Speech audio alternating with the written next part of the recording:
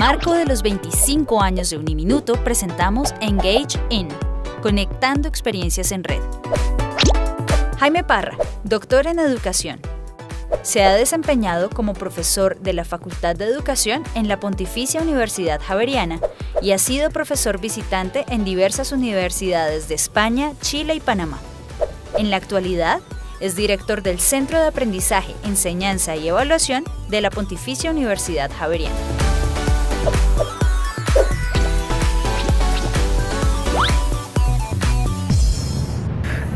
Buenos días, queridos amigos, colegas, profesores, académicos, nodos de nuestra inmensa red de formadores universitarios. Yo quiero iniciar esta presentación haciendo referencia fundamentalmente al propósito que yo estoy esperando de ella.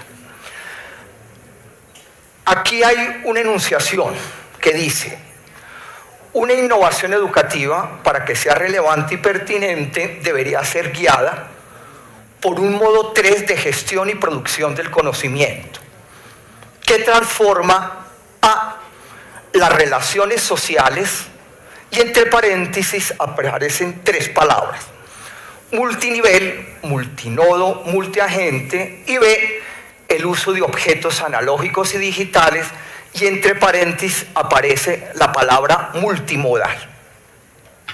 Las personas que entiendan plenamente ese enunciado que ustedes están viendo, es que ya saben lo que yo quiero compartir con ustedes, así que podrían ponerse a chatear, ¿no es cierto?, o a revisar sus redes sociales. Pero si les interesa un poco más sobre los temas que en este momento nosotros estamos discutiendo de manera álgida en innovación educativa, mi intención fundamental es darle mayor significado a esa enunciación que aparece allí. Yo quiero compartir con ustedes un evento en el que participé hace poco. Me invitaron a una universidad pública de región y conversé con ellos para darle algunas guías, especialmente sobre algo que hablaba Joseph Dwork, sobre currículos y ambientes adaptados. Una de las cosas que me sorprendió muchísimo en esta universidad y en esa discusión que tenía en el consejo directivo, rector, vicerrectores, representantes de profesores, representantes de estudiantes, es que esta universidad tenía unos índices de deserción menor, por ejemplo, al que nosotros tenemos donde yo laboro en la Pontificia Universidad Javeriana, y mucho menor que los índices de deserción que tienen las universidades en Colombia. Ustedes saben más o menos cómo es la proporción. De 10 jóvenes en una buena situación, sin hacer en este momento una distinción por regiones, entran más o menos 4 o 5 a la universidad. Y estoy siendo bastante bondadoso con esta cifra. De estos estudiantes que entran, la mitad salen del sistema educativo universitario antes de culminar su proceso formativo. Es decir, que más o menos de cada 10 jóvenes, 1, 2 están terminando todo su ciclo de educación universitaria. ¿Dónde están los otros? Entonces yo conversaba con ellos y trataba de aprender cómo hacían para disminuir la deserción allí en esta universidad pública y de región. Pero no estaba satisfecho con las explicaciones que me daban. Currículos, formación docente, nuevas didácticas. Pero yo he conocido muchas universidades que también han invertido en currículos, nuevas didácticas y aún en sistemas de evaluación supremamente novedosos. Es decir, muchas universidades que se han preocupado por la innovación educativa. Pero no he visto que disminuyan en un gran porcentaje los niveles de deserción. Yo salí extrañado un poco de estas reuniones Y el representante estudiantil me dijo, venga, tomémonos un tinto y cuénteme cosas de lo que estábamos hablando allí. Y me preguntó que cómo hacíamos en las universidades privadas de élite con respecto a la deserción, que cómo era posible que una universidad con altos costos de matrícula pudiera tener niveles de deserción más altos que una universidad pública y de región. Pues yo traté de explicarle la preocupación institucional que nosotros tenemos, ¿no es cierto?, por aquellos estudiantes que por algunas razones tienen unos antecedentes educativos que no les permite una vida cómoda, especialmente los primeros semestres. Pero le pregunté a él que cómo explicaba los bajos niveles de deserción allí. Y él me dijo, mire, es que nosotros aquí no dejamos salir ningún estudiante. Explíqueme, ¿qué es esto? Y me decía, cuando un estudiante está teniendo bajos rendimientos académicos, nosotros creamos una red de apoyo para trabajar con él o con ellos para que suban sus niveles de rendimiento académico. ¡Qué maravilla! ¡Qué solidaridad! Pero me dijo, porque no puede salir ningún estudiante de esta universidad. Usted debe comprender que nosotros somos de estratos bajos y si algún estudiante sale de la universidad pierde los beneficios del comedor escolar y los beneficios del sistema de salud que tiene esta universidad, todavía que tiene esta universidad en el sistema público de la educación universitaria. Es decir, había un factor indirecto, una actividad colateral, un factor que no se relaciona de manera cercana con lo que significa la deserción escolar. Un sistema de solidaridad en la cotidianeidad estudiantil que aportaba a bajar los niveles de deserción escolar. Muy interesante. Muchas veces uno encuentra que existen variables o factores que afectan aquello que nosotros llamamos calidad de la educación. Estos muchas veces se esconden, pero cuando nosotros desentrañamos la vida cotidiana universitaria, descubrimos que hay algunas actividades que están colaborando fuertemente a la calidad educativa vista a través de los aprendizajes de los estudiantes que no alcanzamos a registrar en nuestros sistemas de gobierno institucional. Me gusta mucho esa universidad. Me gustan mucho sus estudiantes. No me gustan mucho las condiciones socioeconómicas de la región. Quiero compartir con ustedes dos definiciones sobre innovación educativa. Se define la innovación educativa como una fuerza vital, presente en escuelas, educadores, proyectos y políticas, que es capaz de reconocer las limitaciones de la matriz educativa tradicional. Cuando nosotros hablamos de innovación, nosotros pretendemos superar la tradición educativa. Nosotros pretendemos acabar con ciertos sistemas docentes que están fundamentados en la enseñanza directiva.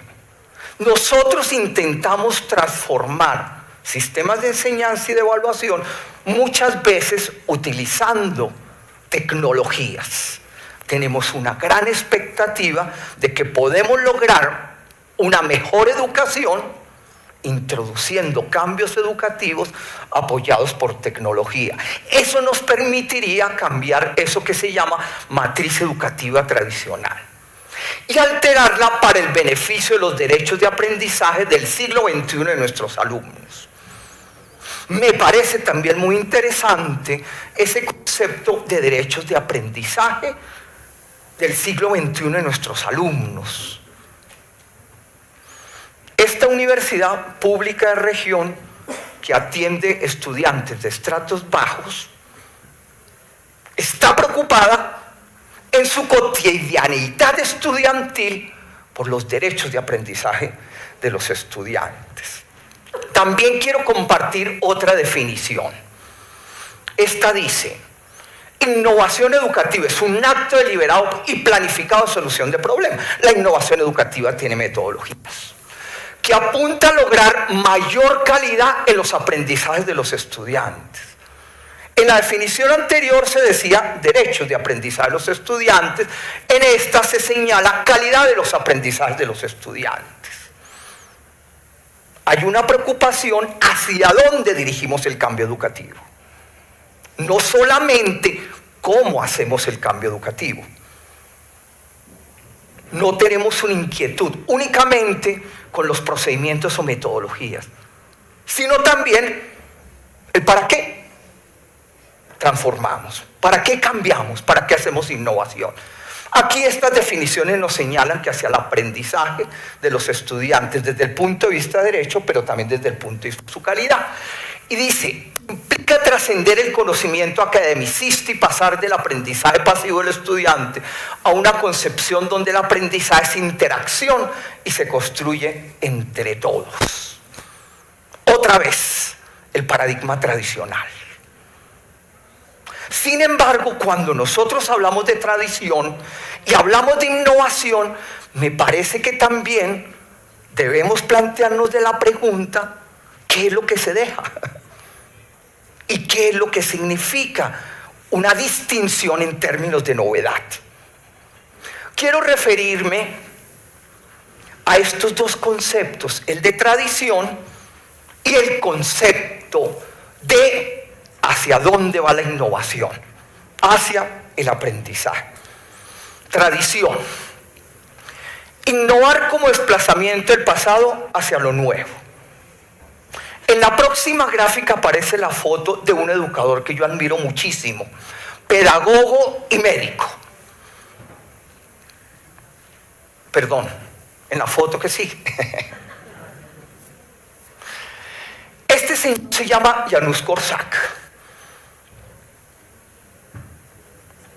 No trabaja en aquella región que visité, donde estaba esta universidad pública que le ofrece educación a estudiantes de estratos bajos.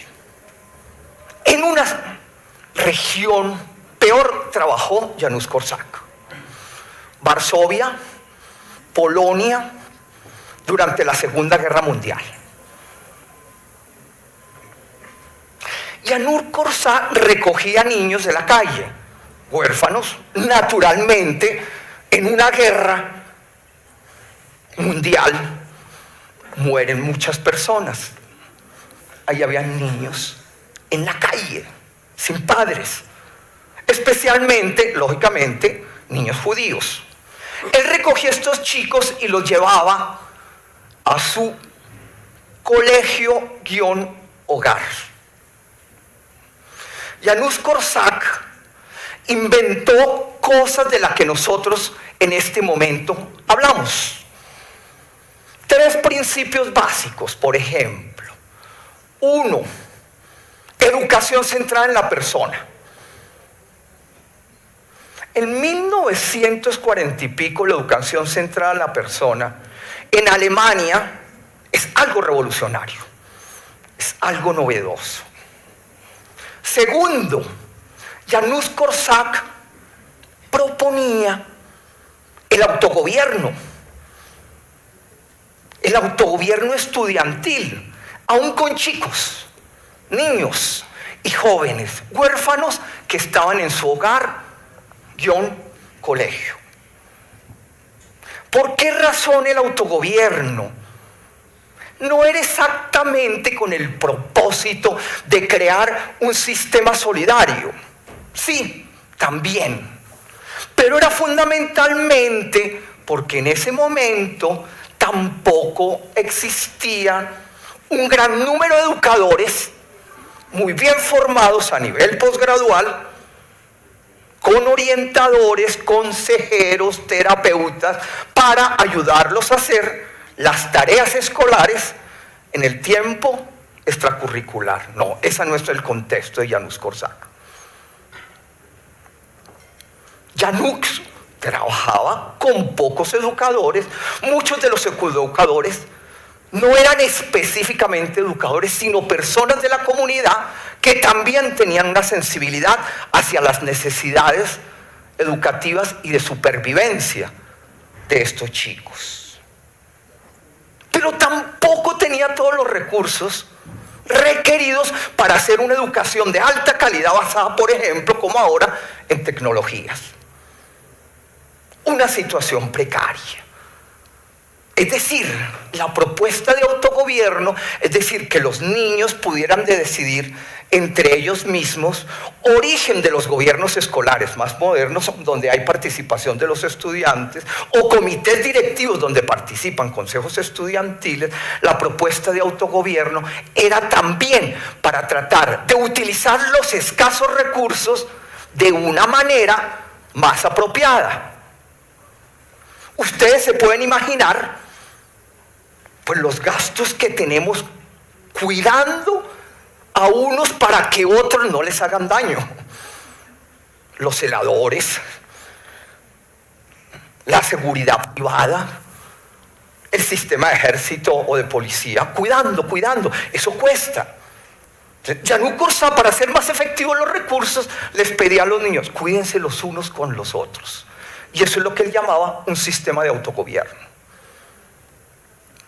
Y la última gran idea de Korczak, que también tenemos algo sobre ella, pero a veces la olvidamos, era la idea de compensación. Yo cada rato escucho una queja, especialmente en la educación básica y secundaria. Los padres de familia no van a la reunión de los sábados. La mamita llega muy tarde y no le ayuda con las tareas a los niños. Estos papitos se separaron y los niños han quedado abandonados al tormento de la geometría. Yo cada rato encuentro una queja de la ausencia de familia, no tanto, pero también de la ausencia de comunidad. En muchos de los colegios de Bogotá se encuentra un gran problema: el microtráfico alrededor, una ausencia de comunidad. Algo debería pasar allí para que el niño, cuando sale del colegio, también esté cuidado.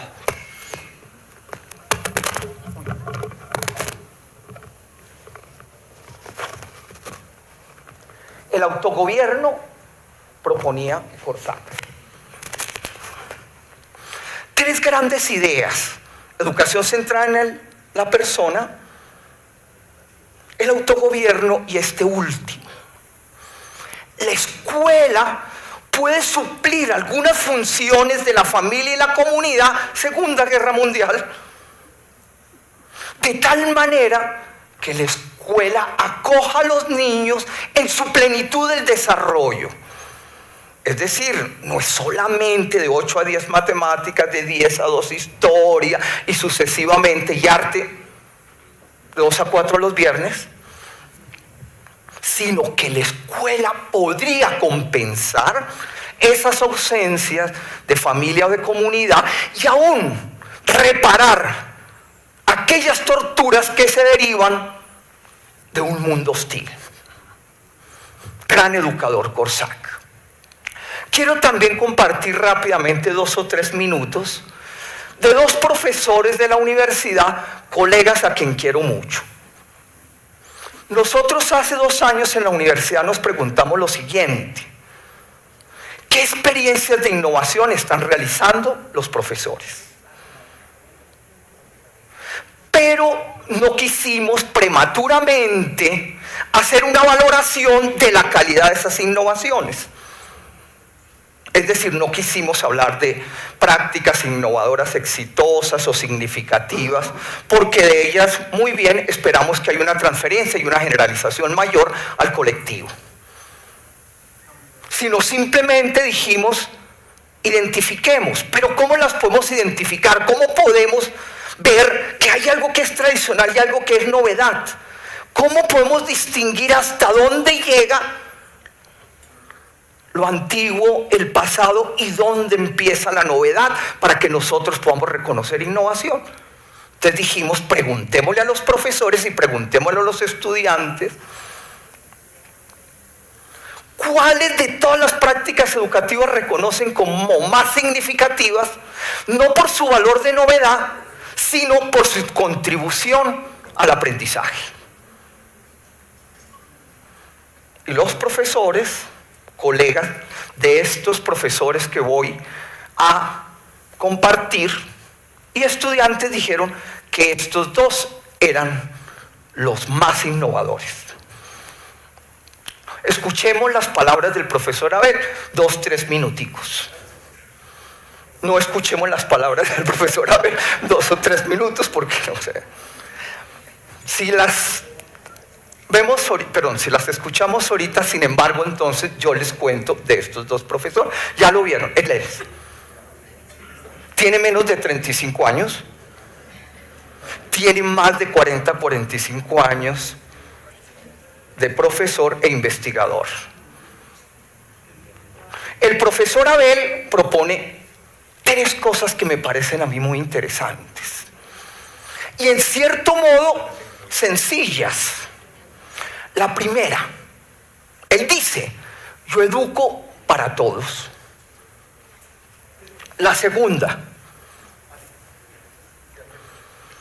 cuando él dice, yo educo para todos, quiere decir que sin distingo de mérito cognitivo, su clase va para todos. Eso es una cosa interesante y parece relativamente sencilla. La segunda, él dice que su clase no termina, no está amarrada ni a horario ni a sitio. Lógicamente dicta su clase en horario y sitio porque es una forma de organizar temporalmente y espacialmente los recursos que nosotros tenemos en una institución educativa. Pero es interesante verlo cuando él sale de clase. ¿Ustedes no han visto que esas personas que salen con un racimo atrás de muchachos o de personas preguntándole cosas? Entonces, ahí está su clase y él sale con un racimo de muchachos detrás. Su clase no termina en ese momento cuando abandone ese espacio. Y la tercera me parece interesantísimo. El profesor Abel enseña historia medieval. Y la pregunta que él se hace, ¿cómo hacemos que la historia medieval le diga algo a estos chicos? ¿Cómo hacer que un personaje de la historia medieval sea lo suficientemente atractivo en las palabras de él, de tal manera que abandonen temporalmente el WhatsApp?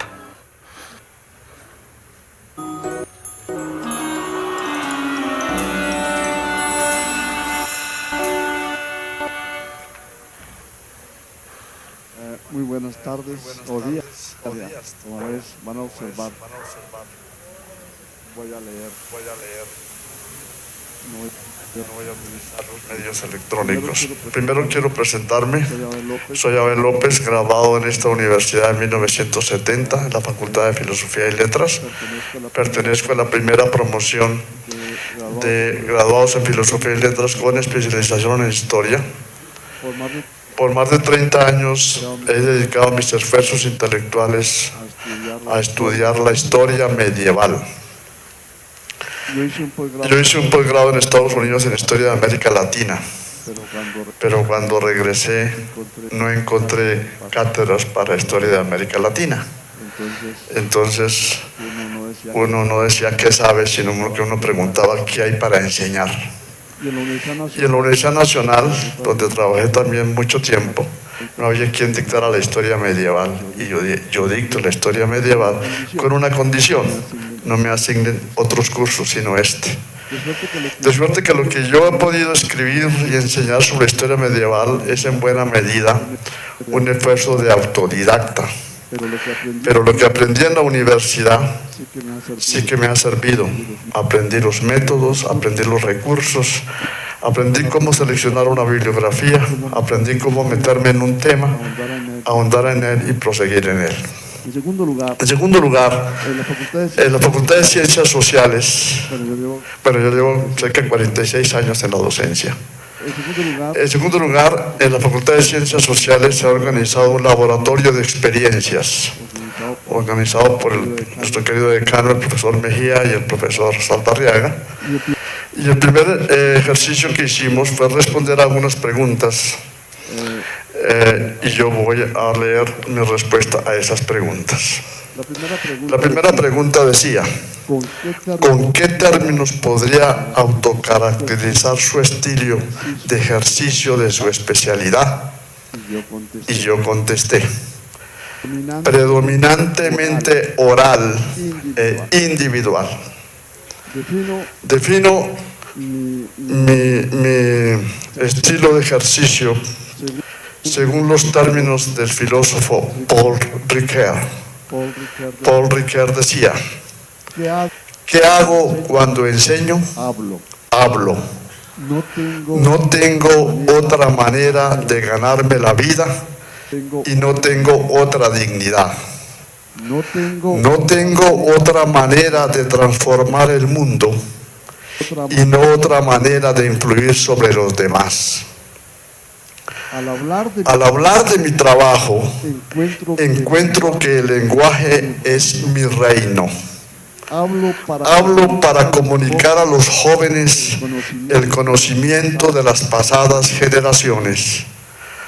Por medio de la conversación, divulgo las investigaciones en curso y este tipo de comunicación es mi profesión y mi honor. Hasta aquí Paul Ricoeur. Ahora quiero compartir con ustedes una profesora que también fue reconocida como innovadora. Madre mía, Abel, reconocido como innovador, donde su tecnología básica es la palabra. Y ahora comparto otra profesora del área de arte que también se reconoce entre sus profesores y estudiantes como alguien innovador.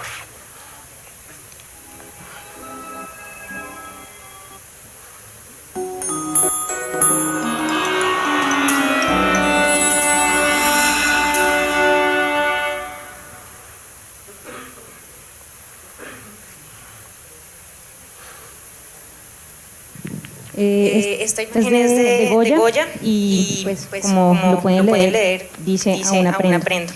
Y es porque creo que me sirve perfectamente para hablar y evidenciar un poco mi ejercicio docente en el área de dibujo. Yo soy la profesora de dibujo 1 y en este momento también estoy coordinando el área transversal que atraviesa toda la carrera de artes visuales, que es precisamente el área de dibujo. A diferencia de varios de los que han hablado aquí, pero pegándome un poco a Angélica, creo en la horizontalidad del ejercicio docente. Y siento que no enseño mucho en mis clases realmente, sino que genero un espacio de discusión de pares y de identificación de la singularidad de los iguales. Es decir, yo no llego como alguien que sabe mucho de técnica o de concepto, sino que llego como una persona que espera poder dialogar con los chicos, ni siquiera les digo estudiantes ni alumnos, sirviéndome un poco también de mi síndrome de Peter Pan y de mis ganas de no crecer y ser adulto, aun cuando ya estoy muy grande. Y también me parece bastante paradójico el hecho de que me inviten a este foro de innovación docente, porque una de mis principales premisas para el ejercicio de la docencia viene de un sujeto del siglo XIX que se llama Joseph Jacotot, que rescata a Jacques Rancière en El maestro ignorante. Este sujeto en 1818 más o menos escribía un libro que se llama El Tratado de Emancipación Intelectual, donde dice que todos somos iguales y que no deberíamos tratar de creer que solamente por tener más edad o dignidad o gobierno podemos instruir a los otros con nuestras propias verdades. Entonces, pues mi ejercicio precisamente está desde ese anacronismo, que es muy bonito pensarlo también desde el quehacer mismo del dibujo, porque el dibujo es como un espacio en el cual nosotros nos podemos permitir la simultaneidad de tiempos, porque aparecemos en un pasado y dejaremos un vestigio de lo que fuimos en la ejecución de la imagen.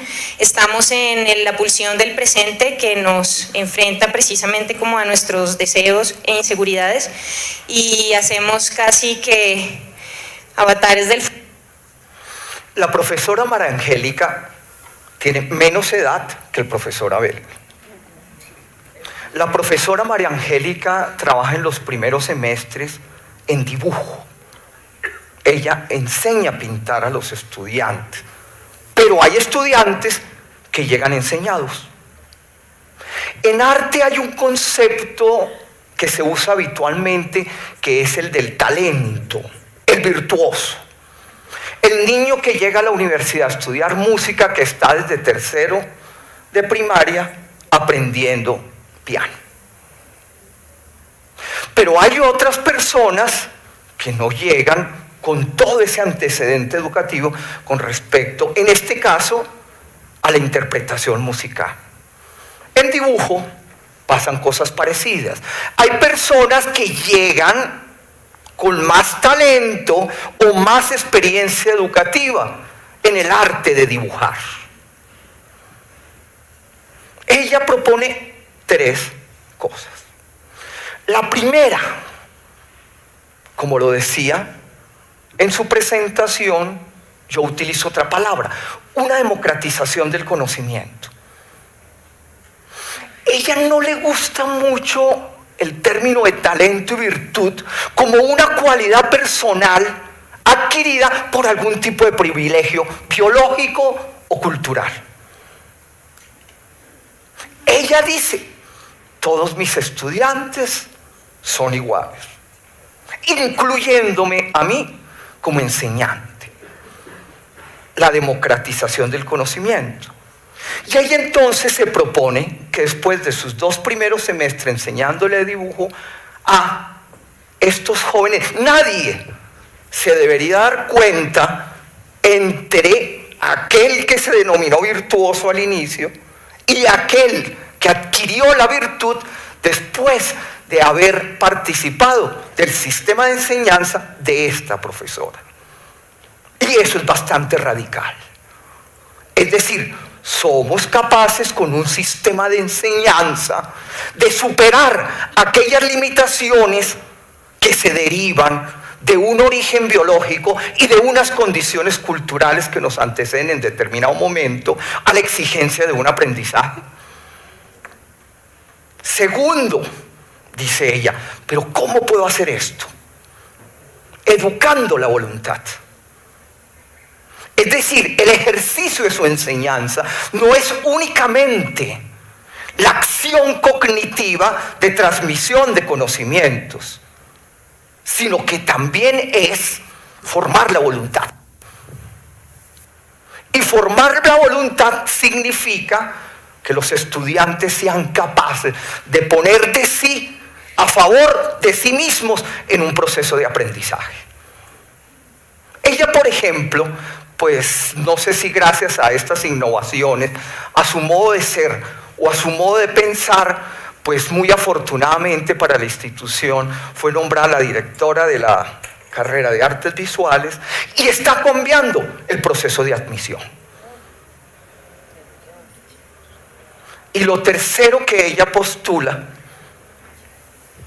ella es joven, muy joven.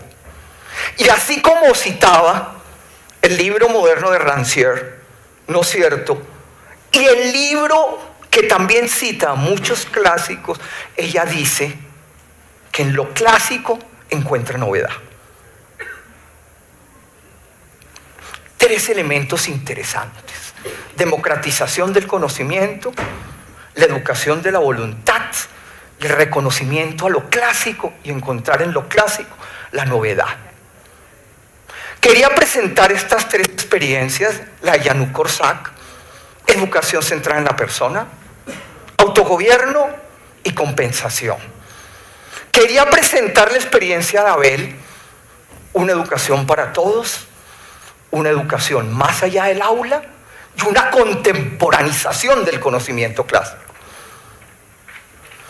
Y la experiencia radicalmente innovadora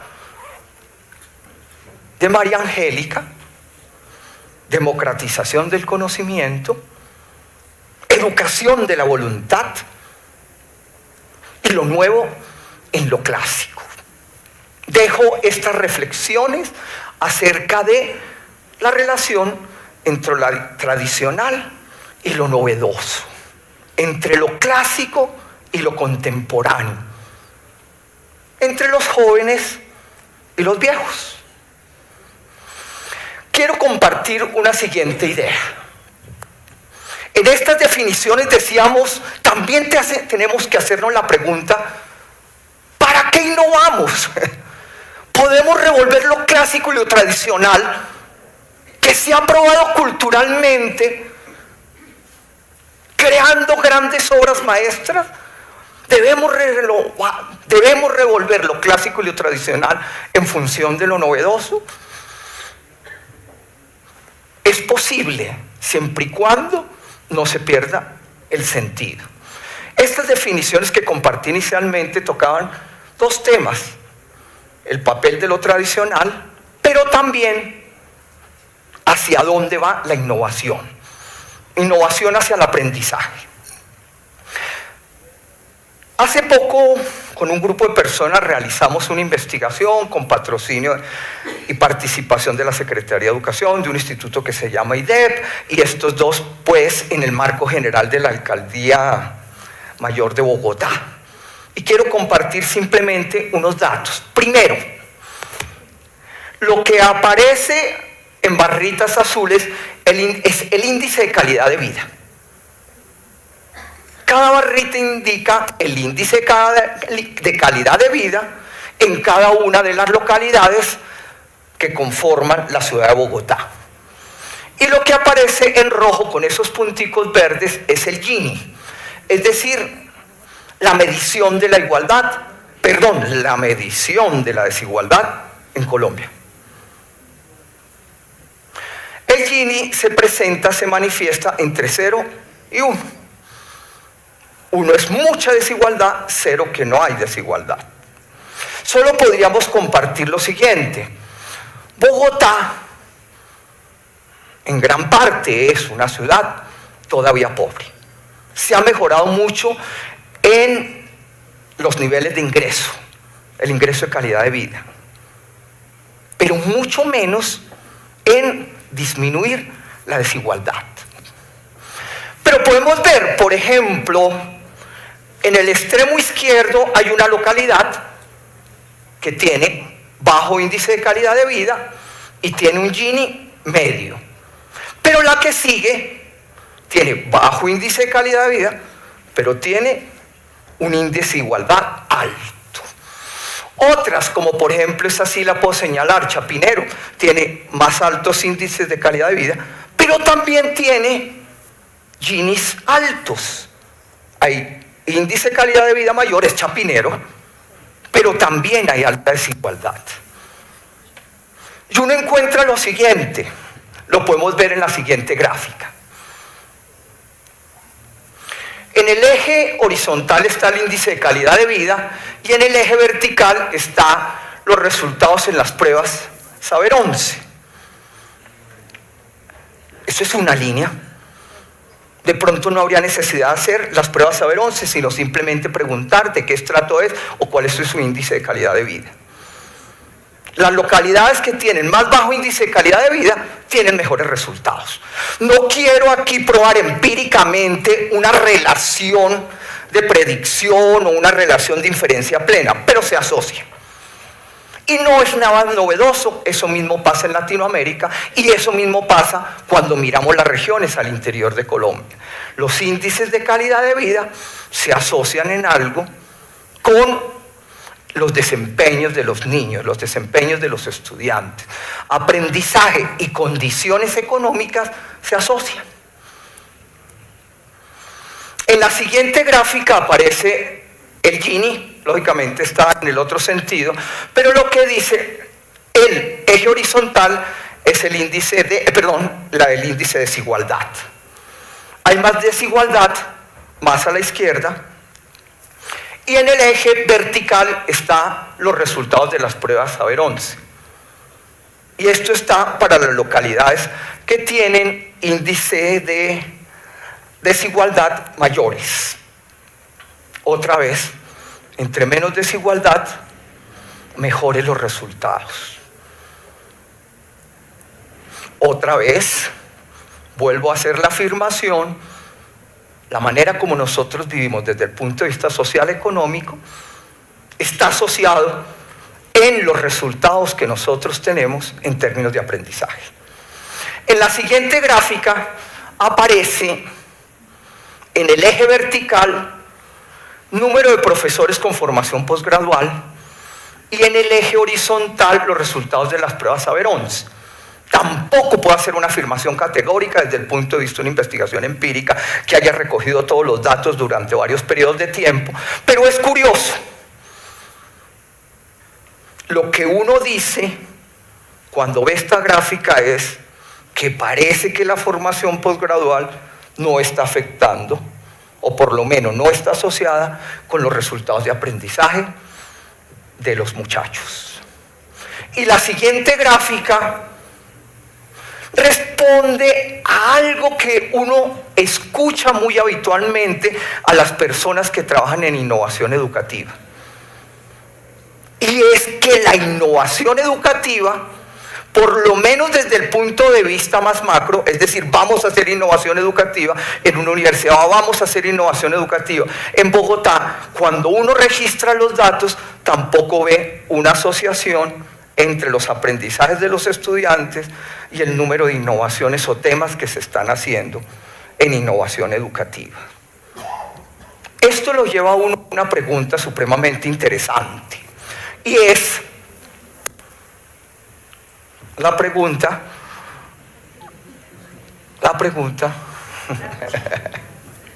y es, ¿qué hacer desde el punto de vista de los sistemas de enseñanza si las condiciones de calidad de vida y de diferenciación entre unos grupos poblacionales y otros grupos poblacionales está afectando lo que nosotros hemos denominado aquí rendimiento académico o aprendizaje? Es decir, cuando nosotros decimos que la innovación educativa tiene un sentido hacia el aprendizaje, no es nada sencillo en algunas regiones o países como el nuestro. Nosotros podríamos pensar que modificamos sistemas de enseñanza, hacemos transformaciones en los sistemas de evaluación, hacemos renovaciones curriculares y que eso va a afectar de manera significativa los rendimientos que están obteniendo nuestros estudiantes o los aprendizajes. ¿Cómo deberían ser la innovación educativa para aumentar el efecto en los aprendizajes, dado el alto influjo de las condiciones de vida sociales y económicas de la familia y la comunidad en la vida estudiantil? Una niña que en este momento esté naciendo en Noquí, Chocó, área rural, tiene más o menos unas 70 menos oportunidades de una niña que en este momento esté naciendo cerca a Unicentro, para terminar exitosamente su ciclo educativo hasta la universidad. Eso no es justo. Vuelvo a repetir, una niña que en este momento esté naciendo en Noquí, Chocó, es una población pobre, rural y niña. Entonces ahora voy a decirlo, tiene más o menos unos 80, 90 menos oportunidad que un niño que en este momento esté naciendo en un barrio de élite cerca a Unicentro, para terminar exitosamente su vida universitaria. ¿Qué tenemos que hacer en términos de innovación? ¿Qué tenemos que transformar? ¿Qué tenemos que cambiar dentro de los sistemas educativos? Dados los contextos que nosotros vivimos.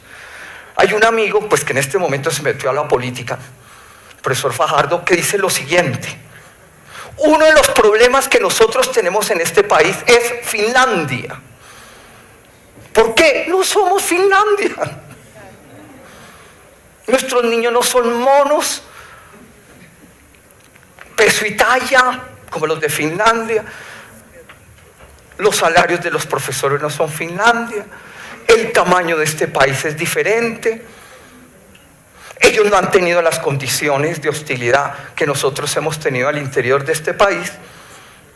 Y lo principal, ellos arrancaron hace 30, 35 años. Nosotros estamos haciendo ahí un vínculo con algunas organizaciones y colegios de Finlandia. Y lo peor que uno puede hacer con ellos es preguntarles sobre las pruebas PISA. Oye, ¿qué pasa? Uy, pero ustedes que si los quiere ver bravos. Esa métrica, dicen ellos, no es lo que nos representa. Lo que nos representa es el sistema y los procesos educativos. Cuando nosotros tratamos de hacer una innovación, voy a compartir con ustedes desde el punto de vista de los referentes, desde el punto de vista de los criterios, desde el punto de vista de las actitudes, ¿qué es lo que nos impide realizar una transformación? Podemos hacer un cambio en términos metodológicos y llamarlo esa innovación. Pero no es tan sencillo que tengamos mayores efectos si nosotros no estamos guiados por un tipo de criterio o actitud. Un amigo, colega mío chileno, se llama Óscar Jerez. Él siempre comparte el siguiente evento. No sé si lo diga tan gracioso como él lo hace, pero lo intento. Él dice lo siguiente: yo siempre he tratado de hacer un postre que se esponje. Y él es gordito y le gustan mucho los postres y todas esas cosas. Y en sus primeros intentos llamó a su mamá para que le diera la receta. Nada que se esponja. Se metió a internet para buscar otras recetas. Nada que se le esponja. Contrató a un instructor de cocina para que le diera la receta. Nada que se le esponja. A la mamá de Óscar sí se le esponja. A las primas de Óscar sí se le esponja. Y a algunas vecinas y a vecinos sí se le esponja. Porque el problema de la innovación no es un problema de qué receta, es un problema de criterio. Y quiero llamar la atención sobre 3 modos de conocimiento. Modo 1.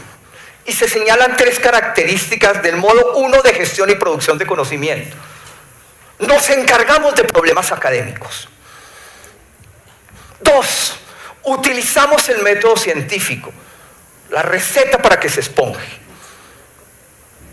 Lo hacen grupos de expertos o llamamos expertos para que nos ayuden. Los instructores de cocina.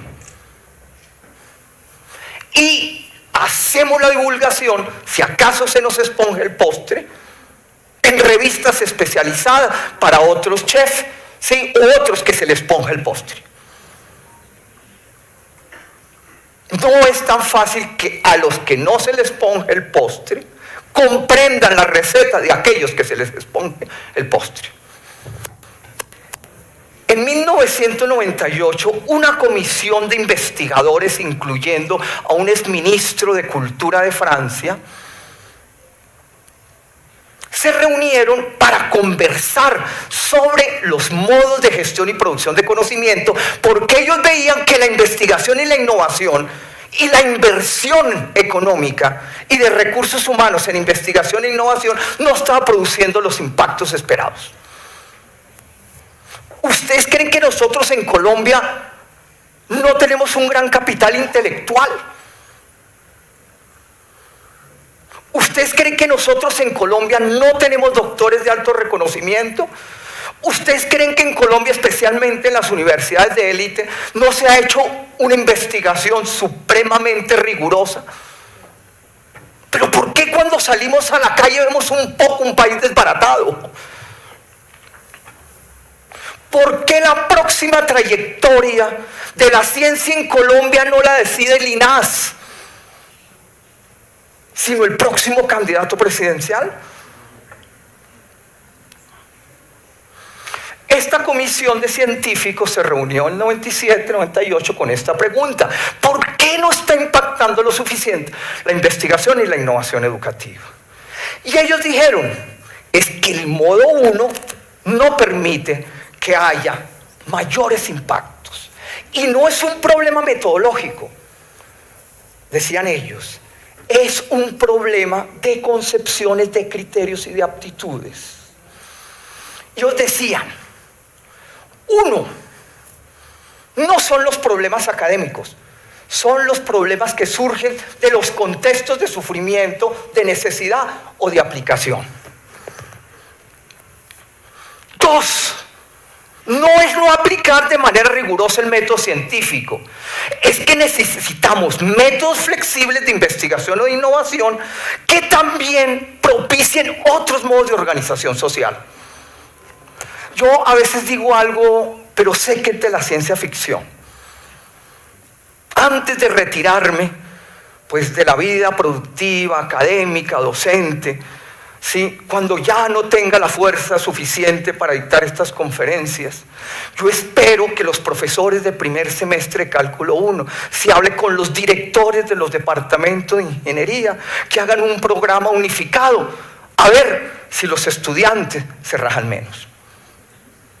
Pero yo sé que es ciencia ficción.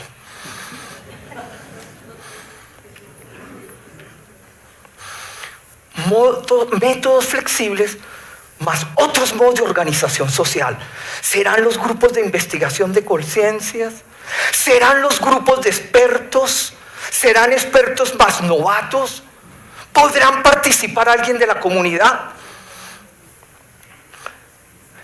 Otro elemento en este modo 2 es la integración entre investigación e innovación. Este es un poco enredado. Es decir, casi siempre está en oficinas diferentes. ¿Por qué? Porque la innovación tiene una naturaleza mucho más práctica, mientras que la investigación tiene una naturaleza mucho más creativa, científica. Mientras que la innovación se preocupa por lo práctico, la investigación en cierto modo se preocupa por el fundamento teórico y por la rigurosidad metodológica que pueda probar, ¿sí?, y justificar ciertos resultados. Son cosas diferentes, mientras que la innovación es de los administradores, de los ingenieros, de los diseñadores industriales, la investigación es de los académicos. Ellos dicen que no puede haber una ruptura tan grande entre esto. Y no es un problema de que generemos resultados y los pongamos a transitar entre comunidades de expertos, sino que debe haber una divulgación pedagógica de los resultados. Madre mía, ¿ustedes no han oído por ahí que dicen que el problema del plebiscito y todas estas cosas y la reconciliación y los acuerdos, que fue un problema de pedagogía? Es decir, que alguien no logró hacer transitar el sentido de lo que significa una vida pacífica de mejor manera. ¡Qué maravilla! Al fin alguien dice que necesita un pedagogo ahí y no solamente un político. Pero en 2012, un grupo de científicos, algunos provenientes de estos países del este, rumanos, búlgaros, etcétera, etcétera, que habían vivido unas condiciones diferentes de desarrollo, pero muchos también con éxito, especialmente representado en 2 intelectuales que viven en Estados Unidos, dijeron: lo que nosotros necesitamos es un modo 3 del conocimiento. Yo me imagino que estos grandes intelectuales que propusieron este modo debieron hablar con el profesor Abel y con la profesora María Angélica Zorrilla y leer los escritos de Jan Korczak. Dice 4 cosas. 1, democracia del conocimiento. El conocimiento no es de élite. El conocimiento es propiedad de las comunidades y las sociedades. 2, red de conocimiento. Es importante que unos se conecten con otros. Hago una aclaración con las redes de conocimiento. No es suficiente la divulgación y la adopción, que es unos conceptos que uno trabaja en la innovación educativa. También es necesario algo que llaman transposición. La transposición, lo que le preguntaban a Joseph Dwyer un poco esta mañana con el Big Brother de 1984 de George Orwell, ¿no es cierto?, el que lo vigila todo, es que una información no solo debe ser acogida, sino que esa información tiene que convertirse en conocimiento, y para que la información pase a conocimiento, generalmente se requiere de una dimensión educativo-pedagógica. Habla de aprendizajes superiores colectivos. Nosotros como grupo nos podemos preguntar cuáles son los modos como aprendemos a ser colectivos y la manera como un conocimiento no se vuelve solamente propiedad de un individuo, sino se vuelve conocimiento apropiado por un colectivo. Y por último, en este modo 3 de conocimiento, pues simplemente dicen que todo está conectado con todo en un ecosistema de innovación.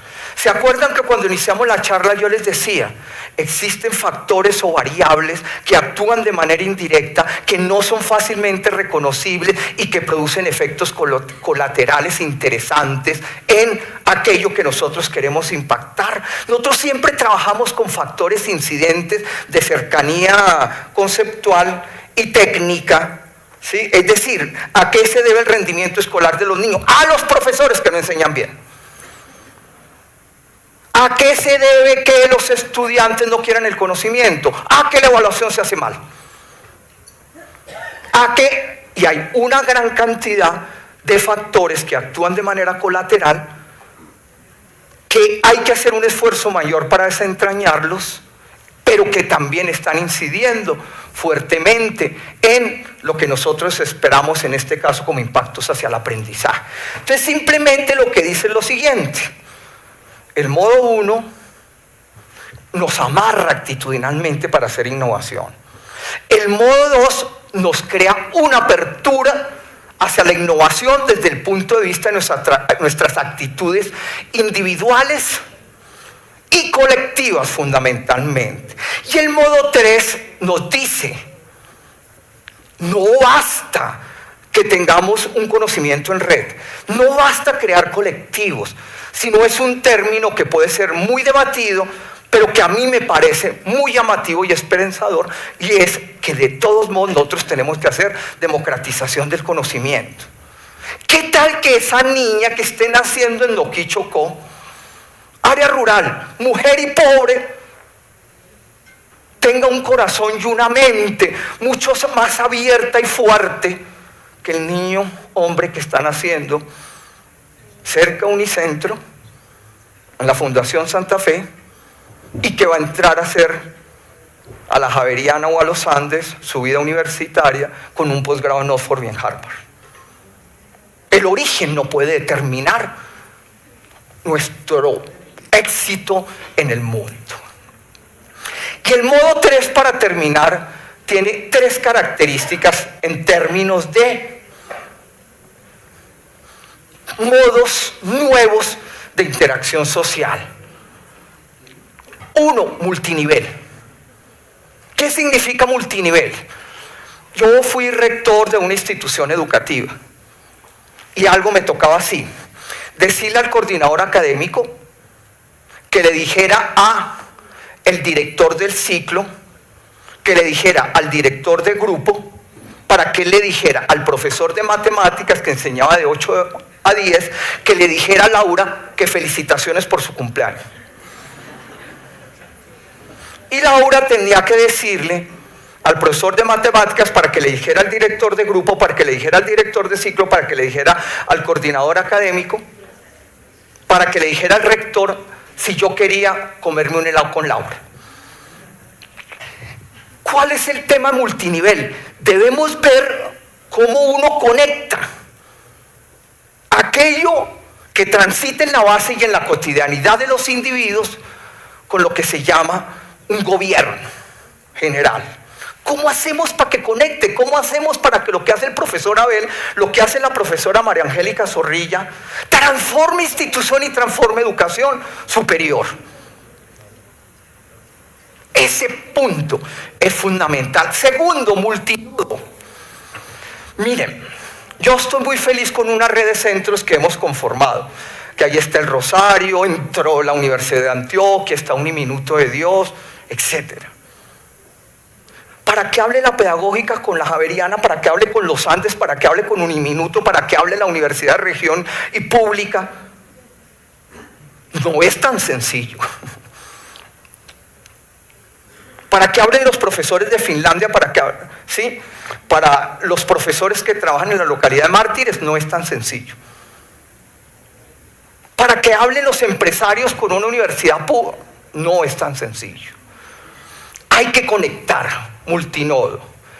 Multiagente, es que Laura tiene que hablar con el rector. Lo que hace Laura tiene que tener alguna influencia. Lo que hace Laura tiene que impactar a lo que piensa el rector. Es decir, las personas, independientes de su nivel, tienen que tener cierto empoderamiento o actuar en agenciamiento de tal manera que las decisiones sean una responsabilidad mayormente colectiva que una responsabilidad de aquellas personas que por una u otra modo de hacer las cosas tienen la oportunidad de decidir la vida de las instituciones, la vida de las regiones, la vida de los estados. Y la última es que tiene que ser multimodal. Y allí sí van las tecnologías. En otras palabras, lo que yo les estoy participando a ustedes es que hay tres elementos: multinodal, multinivel, multiagente, del modo 3 de conocimiento, que permite una mayor participación, una mayor apropiación social del conocimiento en diferentes colectivos y, lo peor, que baja los costos de la ejecución. Y que desde el punto de vista tecnológico, lo que nosotros debemos hacer es trabajar con una gran cantidad de tecnología, siempre y cuando esas tecnologías lo que estén permitiendo es que nosotros nos conectemos. Esta última gráfica les he quitado ya mucho tiempo, qué pena con ustedes.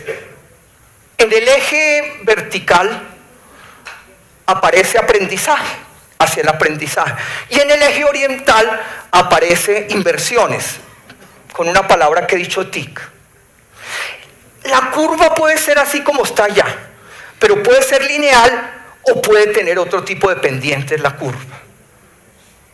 Lo que uno se pregunta en el eje horizontal es: ¿cómo hago para invertir lo menos para lograr el mayor impacto? ¿Qué hago?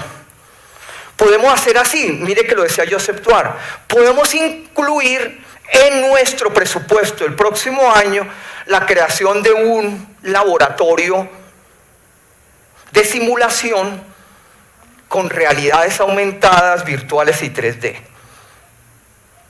Conozco varias universidades que pasa lo siguiente, incluyendo la mía, pero hay poco adopción y poca transposición, de tal manera que se pase información a conocimiento. En otras palabras, muchas personas no saben dónde queda, qué es lo que se puede hacer con ello, etcétera, etcétera. Es decir, invertir en las personas es menos costoso que invertir en grandes tecnologías. Porque la transacción de invertir en las personas no está guiada por elementos de comercialización y distribución. Es decir, cuando nosotros compramos una tecnología, pues le pagamos a cualquier empresa grande, a Sony, a Blackboard o lo que sea, le pagamos el licenciamiento, ellos con eso que le pagamos en el licenciamiento, tienen que pagar a la vendedora, pero también tienen que pagar al asesor, pero también tienen que pagar el avión, también tienen que pagar el cóctel. Es decir, hay un sobrecosto realmente con respecto a lo que vale. Por ejemplo, estoy señalando nomás una tecnología con alta potencialidad multimodal. Cuando dije multimodal es que hay diferentes tipos de tecnologías audiovisuales, analógicas, es decir, la palabra como la del profesor Abel, pero también otras tecnologías en interfaces, por ejemplo, en realidad aumentada. invertir en las personas vale menos. Siempre y cuando tengamos en cuenta los elementos de multinivel, multinodo y multiagente. Ya saben, si hay mucha distancia, es el costo de la burocracia. Pero si tú disminuyes, no hay una transacción en términos comerciales de distribución, porque las interacciones se basan en aquel intercambio de objetos no materiales, sino de valores sociales que pueden ser puestos rápidamente en relación unos con otros. ¡Qué maravilla! ¡Qué maravilla! Pero parece que todavía nosotros no hemos aprendido cómo dejarnos guiar por modos 3 de conocimiento, donde realmente un tipo de trabajo y de utilización de recursos pueda ser más efectivo para lograr impactos mayores. Espero que esto ya sea un poco más claro para ustedes. Una innovación educativa para que sea relevante y pertinente, es decir, importante, y responda a necesidades, debería ser guiada por un modo 3 de gestión y producción de conocimiento, que ya lo compartí. El elemento fundamental es ecosistemas, integración, democratización del conocimiento, pero que tiene 4 características que son: transforma relaciones sociales, multinivel, multinodo y multiagente, y el uso de objetos analógicos y digitales multimodal. Espero que esa enunciación en este momento sea más clara para ustedes. En la última gráfica aparece una caricatura de Janusz Korczak con sus niños. Él escribía cuentos infantiles, era médico y literato. En el momento que los alemanes llegaron a sacar a todos sus niños judíos de su escuela, ¿sí?, un soldado nazi le dijo: profesor Korczak, yo he leído todos sus cuentos y mi hija es feliz con ellos. Profesor Korczak, salga por esta puerta. No, por la puerta por donde están saliendo los niños, pues dirigidos a un campo de exterminio y extinción. El profesor Korczak decidió que no, y el profesor Korczak murió con sus niños en un campo de concentración. Tenemos que revitalizarnos de una manera diferente. Yo lo he llamado modo 3, pero lo que quiero compartir es que es otros modos de hacer interacción, otros modos de mirar los usos de las tecnologías, que eso puede ser, cuando hay inversión en las personas, menos costoso que aún la adquisición de recursos materiales. Muchas gracias.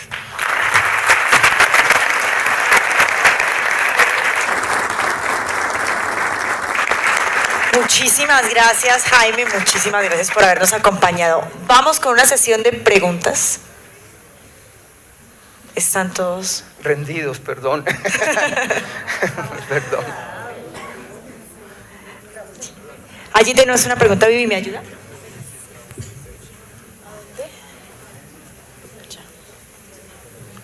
Que sea fácil, por favor.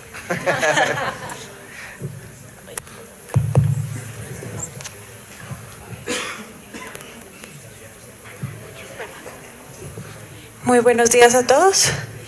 Mi nombre es Ana Cristina Bayona. Primero, felicitarlo por la intervención muy clara, un panorama que creo que no es muy común encontrar frente a la innovación en educación. Todo lo que usted construye ahí a través de sus experiencias y aprendizajes, creo que no es tan sencillo de consolidar en un único documento, en una única experiencia.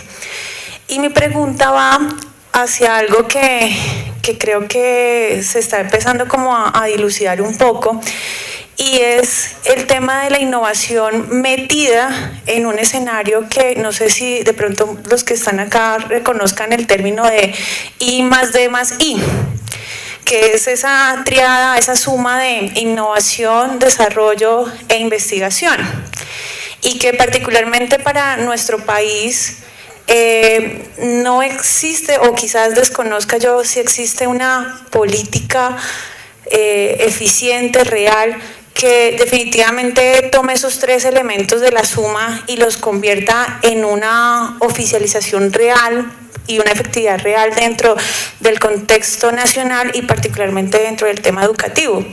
Y le hago la pregunta a usted, pues, porque precisamente ese reconocimiento que ha generado, me imagino que le ha permitido hacer una revisión, un marco de referencia frente a lo que ha sucedido en el país en ese tema, y más porque existe una mesa que, aunque no se difunden mucho los resultados, pero existe una mesa liderada por el Ministerio de las TIC, liderada por el SENA y incluso por la misma Presidencia de la República, donde en teoría ellos están generando unas políticas nacionales alrededor del tema. Entonces, pues quisiera de pronto conocer cuál es su conocimiento sobre el tema y también pues cuál es la postura que usted nos podría mencionar aquí al respecto. Muchas gracias. Muchas gracias.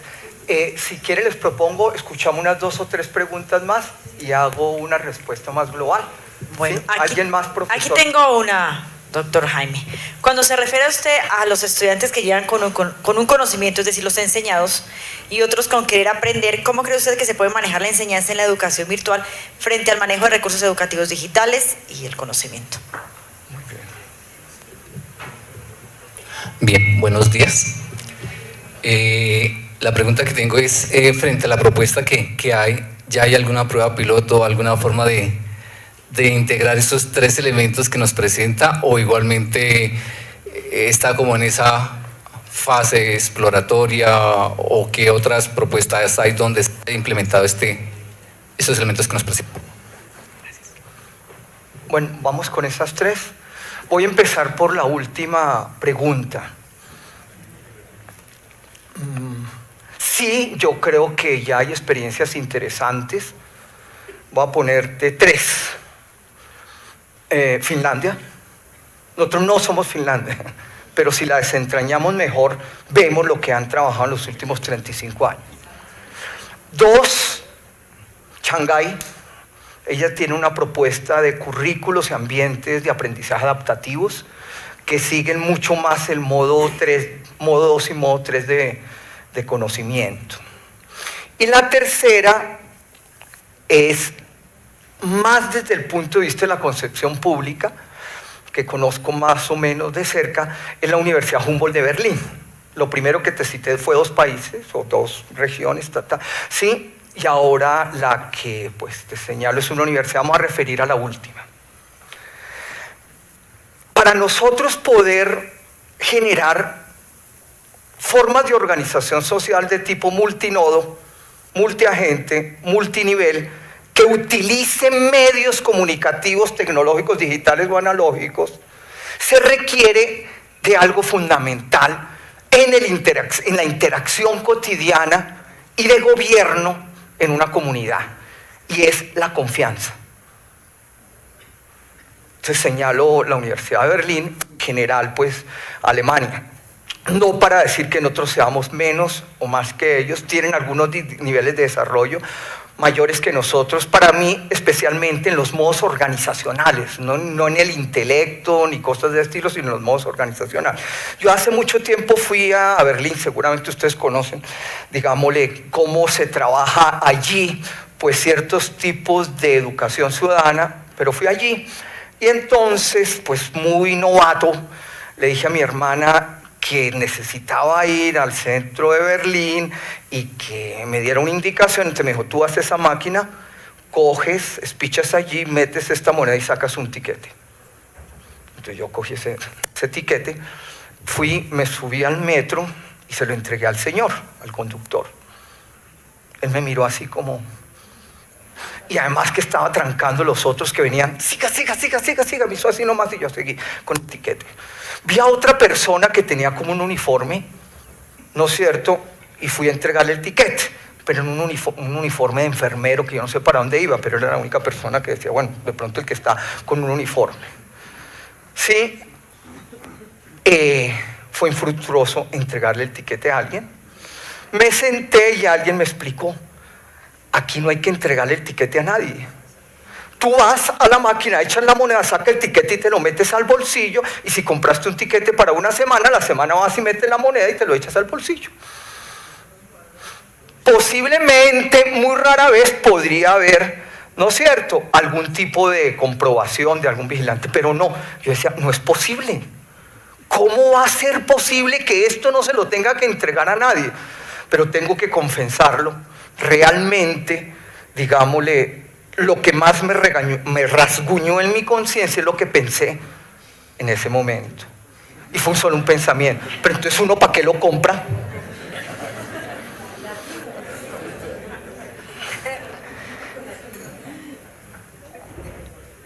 Mi hijo está estudiando allá una maestría en filosofía, en la Humboldt de Berlín. Y en muchos libros citan la Humboldt de Berlín como ejemplo de innovación educativa. Y yo fui a visitarlo y caminaba por esa universidad. Los salones reviejos, pues unos edificios monumentales, históricos, llenos de pupitres. Y yo, ¿dónde está la pantalla? ¿Dónde están las sillas staircase? Que son unos muebles que venden para hacer otras aulas. Y yo buscando por todo lado y decía, pero ¿y esto qué pasa? ¿Dónde está la innovación? Unos cuadros ahí, de una foto de Mars, otra foto de Eje. Y yo decía, pero ¿qué pasa? ¿De dónde está aquí la innovación? Yo no veía la innovación, ni en los espacios, ni en los tiempos, ni en los procedimientos. La veía más bien en una actitud colectiva y social.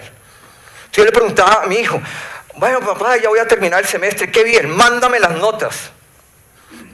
¿Las notas? Pero tú no, yo le decía, pero tú no estabas viendo 5 exámenes, no estabas viendo 5 asignaturas. ¿Cómo te fue en los exámenes? Yo presenté 2 y las otras 3... No, fui y le dije al profesor que muchas gracias, que realmente había aprendido mucho, y él me chuleó como otra asignatura cursada. ¿Cómo? No puede ser. Y yo otra vez me preguntaba, ¿será que alguien puede aprender sin que haya alguien que le diga que usted aprendió? Entonces lo que quiero decir a tu pregunta, sí conozco ejemplos, conozco pues la experiencia, no en sitio, pero la de Finlandia, Shanghái, y más en sitio la Universidad de Berlín. Lo que te quiero decir es que abajo de todo hay una base de confianza en la interacción social que permite eliminar burocracias, que permite conectar personas diferentes, ¿sí? Y que permite a que las organizaciones se pongan de acuerdo. Esto lo borran de la grabación. Que el MEN se ponga de acuerdo con la Secretaría de Educación. Que la Secretaría de Educación se ponga, sí, de acuerdo con integración social. Y por Dios, con el bienestar familiar. Entonces, lo que te quiero decir es, sí hay experiencias, son experiencias macro. Te cité una de una universidad. La base que hay allí es un tipo de creación de confianza y es un poco de confianza ciudadana. Tenemos que avanzar mucho más en la construcción de una confianza ciudadana y una confianza laboral. Y esas son buenas experiencias. También he conocido algunas aquí en Colombia. A nivel micro, profesora Abel y la profesora María Angélica. A nivel micro, niveles de confianza, una educación para todos, democratización del conocimiento. Y ahí el profesor Abel está aprendiendo a usar tecnologías. De ahí para adelante. La segunda pregunta era con respecto a lo virtual. Voy a utilizar pues un programa que se ha utilizado mucho, como es el Ser Pilo Paga. El Ser Pilo Paga pues es una oportunidad pues que le dieron a los estudiantes desde una financiación del Estado a través de los mecanismos de ICT para que puedan estudiar, en especial pues cuando ellos han sido admitidos y reconocidos por sus altos puntajes en las pruebas Saberón. En otras palabras, tener buenos puntajes en las pruebas Saberón, si ser pobre paga, ¿sí? Es decir, hay paga. Ahora preguntémonos si no fuera un sistema presencial, sino que fuera virtual. Porque conozco varias universidades pues, que han hecho unos esfuerzos gigantescos en términos de generar adaptaciones de los estudiantes sociales y académicas. Ahí. ¿Y qué pasaría cuando esto es virtual? ¿Cómo tendríamos que resolver, no es cierto, esa situación que los estudiantes no están al lado? Yo creo que la virtualidad tiene 2 grandes desafíos. Uno es el problema del contexto. Aquí ustedes han avanzado muchísimo en eso, no es para halagar ni hacer lambón ni nada, pero yo sé que ustedes han avanzado muchísimo en ese contexto. ¿Cuál es el contexto de una persona que está haciendo un MOOC? Lo señalaba que es un recurso. Pero yo no me siento, me ha pasado yo también he tomado algunos cursos con el MIT a través de los MOOC, pero yo no me siento en el MIT. Yo no me siento en el MIT. Cuando uno va al MIT encuentra un poco de estudiantes con los ojos rasgados, negros, iraníes. Eso es una variedad de personas. Cuando yo hago el MOOC, yo no me siento en el MIT. Yo no me siento en la universidad, en el Instituto Tecnológico Massachusetts. Yo no me siento en el MIT. Entonces creo que de los grandes desafíos es cómo manejamos contexto. El segundo gran desafío para mí, pues, en la educación virtual para acoger a los estudiantes es, voy a decirlo de una manera muy técnica, que son las caracterizaciones iniciales. Es decir, cuando yo me meto un MOOC, estoy poniéndolo como ejemplo, yo me inscribo. Nadie sabe cómo yo llegué allí. Y otro se inscribe. Nadie sabe cuáles son las diferencias entre esa persona y yo para cursar eso. Hay algunas soluciones muy interesantes, los centros regionales, los encuentros, digámosle, de grupos, etcétera, etcétera. Yo creo que todavía en nuestro país y yo en el mundo hay que hacer una educación, digámosle, que utilice al máximo las tecnologías, pero que no va a ser tan fácil disminuir totalmente toda la interacción en términos humanos y en relaciones directas. ¿Me explico? El elemento de contexto y el elemento de diferenciación de los estudiantes me parece que todavía está siendo un reto para manejar en los sistemas virtuales. Es la minuto de Dios, es la javeriana, es la pedagógica, y eso es contexto en Bogotá, en Noquichocó, en Manizales.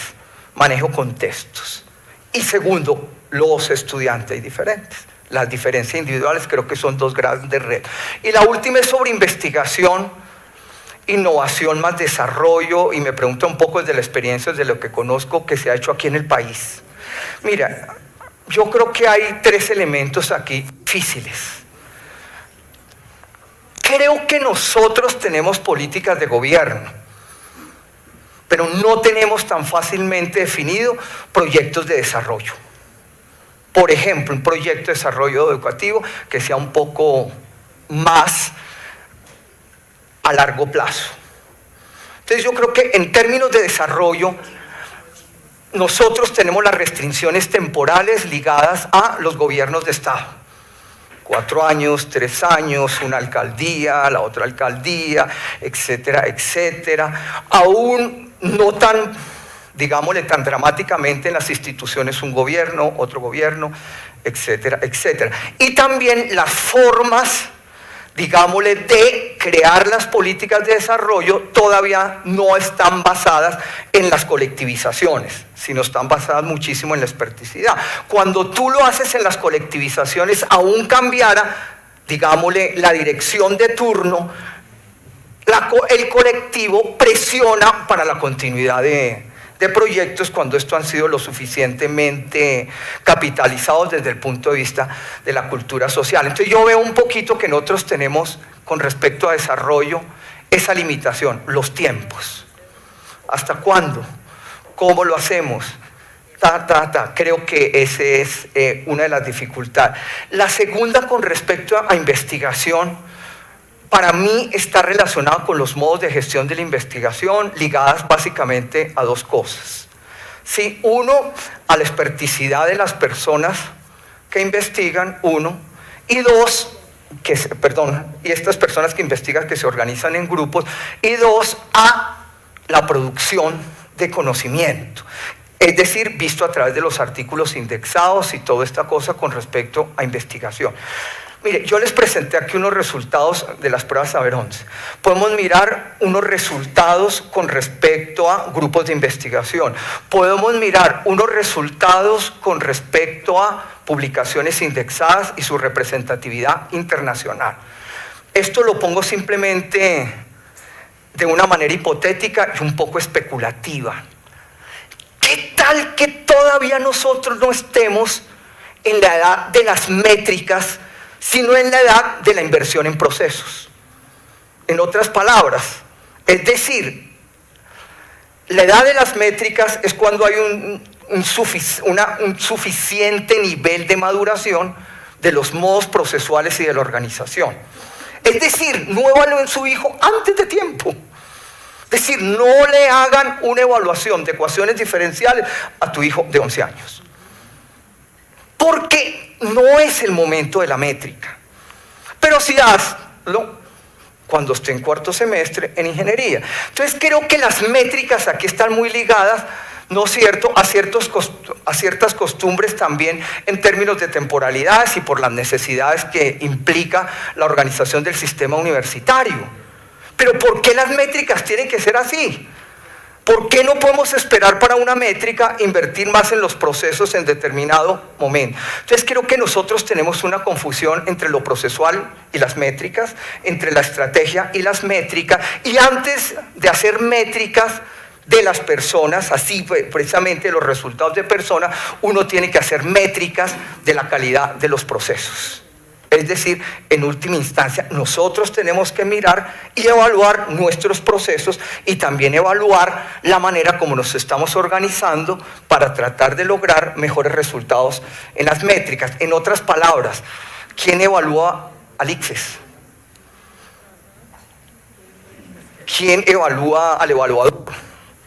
¿No es cierto? ¿Quién hace una evaluación que no es tan fácil de políticas de Estado para ir mirando los niveles de consecución que vamos logrando con respecto a algo? Ese es con respecto a investigación. Y ahora con respecto a innovación.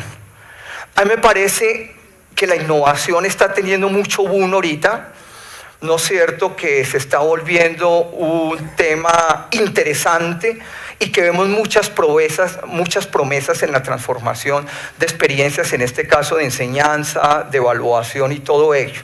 Y a mí me parece que realmente sí, la innovación hace unos aportes interesantes, pero nunca podemos olvidar hacia dónde, hacia qué sitio nosotros nos estamos dirigiendo. Es decir, no es lo novedoso por lo nuevo, sino también tiene que ver hacia dónde. Yo encuentro que hay 3 temas interesantes que no lo hemos asumido lo suficiente. Una enseñanza incluyente, una enseñanza compensatoria, y una enseñanza, digámosle, mucho más de educación para la vida pacífica. No sé si me explico en eso.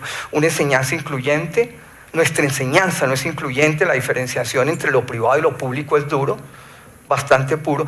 Una enseñanza compensatoria, ¿qué es lo que nosotros tenemos que hacer para tratar de ofrecer oportunidades a los individuos independiente de sus limitaciones o antecedentes educativos, de sus condiciones biológicas y culturales?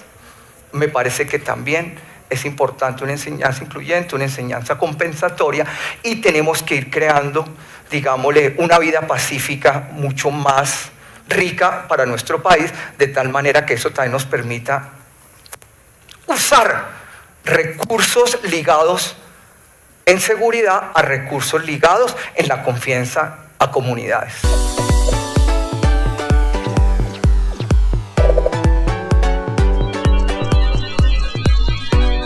En el marco de los 25 años de Uniminuto presentamos Engage In, conectando experiencias en red.